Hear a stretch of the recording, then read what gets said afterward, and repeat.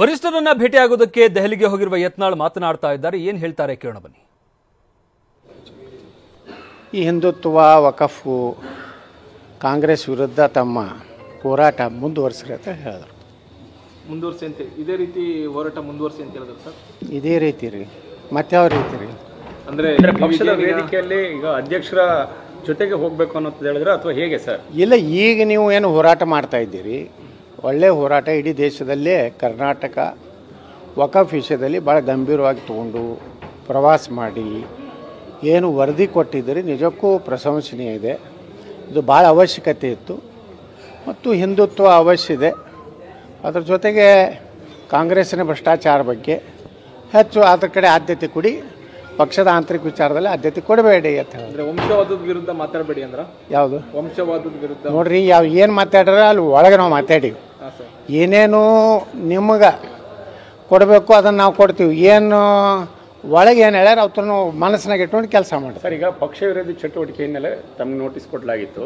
ಅಂದರೆ ಈಗ ಇದನ್ನೇ ಮುಂದುವರ್ಸ್ಕೊಂಡು ಹೋಗಿ ಅಂತ ಹೇಳಿದ್ರಲ್ವ ಸರ್? ಯಾರು ನೀವು ಅರ್ಥಕ್ಕೆ ಅನರ್ಥ ಮಾಡ್ಕೊಂಡ್ರೆ ಯಾರು ಏನು ಮಾಡ್ಲಿಕ್ಕಾಗೋದಿಲ್ಲ.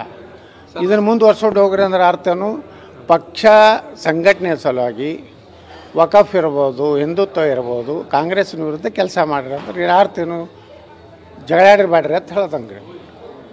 ಆಂತರಿಕ ವಿಚಾರಗಳನ್ನು ಹೊರಗೆ ಮಾತಾಡಬೇಡ್ರಿ. ಏನೇ ಇದ್ದರೂ ಪಕ್ಷದ ರಾಷ್ಟ್ರೀಯ ಅಧ್ಯಕ್ಷರು, ಗೃಹ ಮಂತ್ರಿಗಳು ಅವರೆಲ್ಲ ಮುಂದೆ ಹೇಳುವಂಥ ಅಧಿಕಾರ ಇದೆ, ನೀವು ಹೇಳಿ ಅಂತ ಹೇಳಿದ್ರು. ಸರ್, ಇನ್ನೊಂದು ಈಗ ಏನೇ ಹೋರಾಟ ಮಾಡಬೇಕಾದ್ರೂ ಪಕ್ಷದೊಂದು ಹೋರಾಟ ನಡೀತಾ ಇದೆ, ಯತ್ನಾಳ್ ಅವ್ರದ್ದೊಂದು ಹೋರಾಟ ನಡೀತಾ ಇದೆ. ಅದೇ ರೀತಿಯಾಗಿ ಪ್ರತ್ಯೇಕವಾಗಿ ನೋಡಿ, ನಮಗೆ ಇಷ್ಟೇ ಹೇಳಿದ್ದವರು, ಇವತ್ತೇನು ನೀವು ಹೋರಾಟ ಮಾಡಿದ್ದೀರಿ ಒಳ್ಳೆಯದು, ಒಳ್ಳೆಯ ರೀತಿಯಿಂದ ಹೋಗಲಿ. ನಿಮ್ಮ ಎಲ್ಲ ಭಾವನೆಗಳನ್ನು ನಮ್ಮ ರಾಷ್ಟ್ರೀಯ ಅಧ್ಯಕ್ಷರಿಗೆ ಮತ್ತು ಪ್ರಧಾನಮಂತ್ರಿಗಳಿಗೆ ಹಾಗೂ ಗೃಹ ಮಂತ್ರಿಗಳಿಗೆ ನಾನು ಕಮ್ಯುನಿಕೇಷನ್ ಮಾಡ್ತೀನಿ ಅಂತ ಹೇಳಿದ್ದಾರೆ.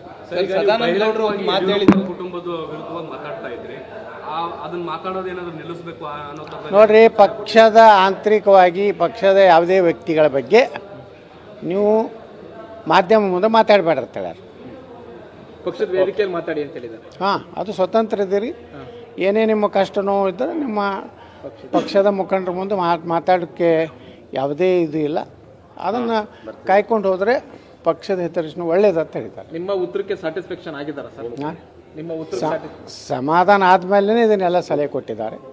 ಆ ಸಲಹೆಗಳನ್ನೆಲ್ಲನೂ ನಾವು ಸ್ವೀಕಾರ ಮಾಡಿ. ಅಂದರೆ ಬೇರೆ ಬೇರೆ ಥರ ಚರ್ಚೆಗಳು ನಡೀತಾ ಇದೆ, ಅವ್ರ ವಿರುದ್ಧ ಕಠಿಣ ಕ್ರಮ ತೆಗೆದುಕೊಳ್ತಾರೆ, ಉಚ್ಚಾಟನೆ ಅಂತ ಹೇಳ್ತಾ ಇದ್ರು. ಆ ಥರದ್ದೇನು ಅಷ್ಟೊಂದು ಕಠಿಣ ಕ್ರಮ ಅದನ್ನು ನೀವು ವಿಶ್ಲೇಷಣೆ ಮಾಡಿರಿ. ಇನ್ನೂ 10 ದಿವಸ ಸಮಯ ಇದೆ. 10 ದಿವಸದ ನಂತರ ಗುರ್ತಾಗ್ತೈತೆ ನಿಮ್ಮದು ಏನು ಆಗ್ಬೋದು ಯತ್ನಾಳಿಗೆ ಅಂತ. ಈಗ ಹಂಗೆ ಹೇಳೋಕ್ಕಾಗ್ತದೆ? ನೀವು ಹೇಳಿ ಸರ್. ಈಗ ಬರೀ ಅವರು ವರದಿ ಕೊಡ್ತೀನಿ ಅಂತ ಹೇಳ್ಯಾರೆ. ವರದಿ ಮೇಲೆ ಪಕ್ಷ ಏನು ನಿರ್ಣಯ ತೊಗೋತೈತೆ ಅನ್ನೋದು ಅವ್ರ ಕೈಗಿಲ್ಲಲ್ಲ. ಅದು ಅಂತಿಮವಾಗಿ ನಿರ್ಣಯ ತಗೋದು ರಾಷ್ಟ್ರೀಯ ಅಧ್ಯಕ್ಷರು, ಪ್ರಧಾನಮಂತ್ರಿಗಳು, ಗೃಹ ಮಂತ್ರಿಗಳು. ಸರ್, ಈಗ ಶಿವಮೊಗ್ಗದಲ್ಲಿ ಯಡಿಯೂರಪ್ಪನವರು ಒಂದು ಹೇಳಿಕೆಯನ್ನು ಕೊಟ್ಟಿದ್ದಾರೆ. ಯತ್ನಾಳ್ ಅವರು ಬೇರೆಯವರಲ್ಲ, ಅವರು ಯಾವುದೋ ಆಕ್ರೋಶದಲ್ಲಿ ಈ ರೀತಿಯಾಗಿ ಮಾತನಾಡ್ತಿದ್ದಾರೆ, ಅವರು ನಮ್ಮವರೇ, ನಮ್ಮ ಪಕ್ಷದವರೇ ಅಂತ ಇವತ್ತು ಹೇಳಿದ್ದಾರೆ ಸರ್. ಒಳ್ಳೆಯದು, ಸ್ವಾಗತ ಮಾಡ್ತೇನೆ. ಸರ್, ಸದಾನಂದ ಗೌಡರು ಒಂದು ಸ್ಟೇಟ್ಮೆಂಟ್ ಮಾಡಿದ್ದಾರೆ. ನೀವು ವಕ್ಫ್ ಕುರಿತಾಗಿ ವರದಿಯನ್ನು ಪ್ರತ್ಯೇಕವಾಗಿ ಕೊಟ್ಟಿರೋದಕ್ಕೆ ಅವರು ಅಸಮಾಧಾನ ವ್ಯಕ್ತಪಡಿಸಿದ್ದಾರೆ. ಇದೊಂಥರ ಬಯಲಾಟ ಆಯಿತು, ಒಂದು ಟೀಮ್ ಇವತ್ತು ಇನ್ನೊಂದು ಟೀಮ್ ನಾಳೆ ಅನ್ನೋಂಥದ್ದು ಅಭಿಪ್ರಾಯ ವ್ಯಕ್ತ. ಅದು ನೋಡ್ರಿ, ಸದಾನಂದ ಗೌಡ್ರು ಏನು ಹೇಳ್ಯಾರ ಅನ್ನೋದು ನನಗೆ ಗೊತ್ತಿಲ್ಲ. ಅವ್ರು ಯಾರನ್ನ ಉದ್ದೇಶಿಸಿ ಹೇಳ್ಯಾರ ಅನ್ನೋದು ನನಗೆ ಗೊತ್ತಿಲ್ಲ. ನಾನು ಅದನ್ನು ನಿಮ್ಮ ಮಾಧ್ಯಮಗಳಲ್ಲಿ ನೋಡಿದ ಮ್ಯಾಗ ಪ್ರತಿಕ್ರಿಯೆ ಕೊಡ್ತೀನಿ. ಅಲ್ಲ, ಅದೇ ಪ್ರತ್ಯೇಕ ವರದಿ ನೀವು ಕೊಟ್ಟಿರೋದಕ್ಕೆ ಅಂದರೆ ನೀವು ಮತ್ತು ನಿಮ್ಮ ತಂಡ ನೀವು ಹಂಗಂದ್ರೆ ಹಿಂಗೆ ನೀವು ಹಂಗೆ ಅನಿಸಿರ್ಬೋದು. ಇದೇ ನಮಗೆ ಶಬಾಷಿಗಿರಿ ಕೊಟ್ಟಿದ್ದಾರೆ ಅನ್ನೋ ಅಲ್ಲ, ಭಾಳ ಒಳ್ಳೆಯ ವರದಿ ಕೊಟ್ಟಾರ್ಥ ಅವರ ಮನಸ್ಸಿನಾಗಿದ್ದರೆ. ಅವರು ಹೇಳಿರೋದು ಇದು ಒಂಥರ ಬಯಲಾಟದ ಥರ ಆದಂಗಿದೆ. ಒಂದಿನ ಆ ಟೀಮ್ ಕೊಡುತ್ತೆ, ಇನ್ನೊಂದಿನ ಈ ಟೀಮ್ ಕೊಡುತ್ತೆ ಅನ್ನೋಂಥ. ಕೊಡ್ಲಕ್ಕೆ ನೋಡ್ರಿ, ಸಾರ್ವಜನಿಕ ವಿಚಾರಗಳು, ಸಾರ್ವಜನಿಕ ಹೋರಾಟ ಯಾರೇ ಮಾಡಲಿ, ಯಾರ್ದು ವರದಿ ಸರಿ ಇದೆ, ಹೆಚ್ಚು ಮಾಹಿತಿ ಯಾರು ಕಲೆಕ್ಟ್ ಮಾಡ್ತಾರೆ, ಅದರಲ್ಲಿನೂ ನಮ್ಮಲ್ಲಿನೂ ಪ್ಲಸ್ ಇರ್ಬೋದು, ಮೈನಸ್ ಇರ್ಬೋದು. ಅವ್ರ ಬಳಿ ಪ್ಲಸ್ ಇರ್ಬೋದು. ಯಾರು ಕೊಟ್ಟರು ಒಂದು ದೇಶದ ಹಿತದೃಷ್ಟಿಯಿಂದ, ರೈತರು ಮಠಮಾನ್ಯಗಳ ಹಿತದೃಷ್ಟಿಯಿಂದ ಕೊಟ್ಟಿರ್ತಾರೆ.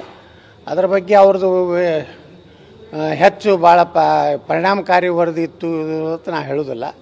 ಅದನ್ನು ಜಾಯಿಂಟ್ ಪಾರ್ಲಿಮೆಂಟ್ರಿ ಕಮಿಟಿ ಅವರು ಯಾವ ಈಗೇನಾಗಿದೆ, ಇವತ್ತು ನಮ್ಮ ಟೀಮು ಪಾರ್ಲಿಮೆಂಟ್ನಲ್ಲಿ ಸಮಗ್ರವಾದಂಥ ವರದಿ ತೊಗೊಂಡು ಜಾಯಿಂಟ್ ಏನು ಸೆಕ್ರೆಟ್ರಿ ಇದ್ದಾರೆ ಆ ಒಂದು ಸಮಿತಿದು ಅವ್ರು ಬಲ್ಲಿ ಹೋದಾಗ ಆ ಅಧಿಕಾರಿನ ಹೇಳಿದ್ರು, IAS ಅಧಿಕಾರಿ ಏನಂದರೆ ಇಷ್ಟು ಮಾಹಿತಿ ನಮ್ಮಲ್ಲಿ ಇರಲಿಲ್ಲ. ವಕಫ್ ಅಂದರೆ ಇಷ್ಟೊಂದು ದೊಡ್ಡ